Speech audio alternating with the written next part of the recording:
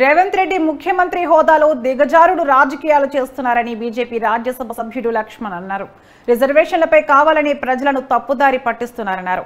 లోక్సభ ఎన్నికల్లో గెలుపు కోసం కాంగ్రెస్ అబద్ధాలతో అడ్డదారులు తొక్కుతోందని విమర్శించారు. అంబేద్కర్ను కాంగ్రెస్ పార్టీ పలుమార్లు అవమానించిందని విమర్శించారు. ఆయన చేసిన రిజర్వేషన్ ప్రతిపాదనలు నెహ్రూకు నచ్చలేదని, అందుకే అంబేద్కర్ను ఓడించారన్నారు. బీజేపీ అధికారంలోకి వచ్చాక అంబేద్కర్కు గౌరవాన్ని పెంచినట్లు తెలిపారు. దళితులు, ఆదివాసీలకు అధికారం అందించిన ఘనత తమ పార్టీకే దక్కిందన్నారు. ముఖ్యమంత్రి రేవంత్ రెడ్డికి చిత్తశుద్ధి ఉంటే ఫోన్ ట్యాపింగ్ కేసును నిగ్గు తేల్చాలని డిమాండ్ చేశారు ఎంపీ లక్ష్మణ్.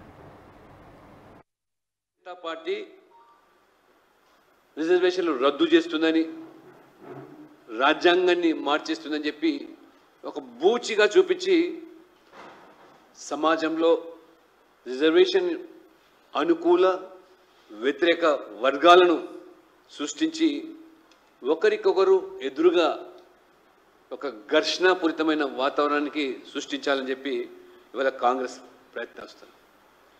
వాస్తవానికి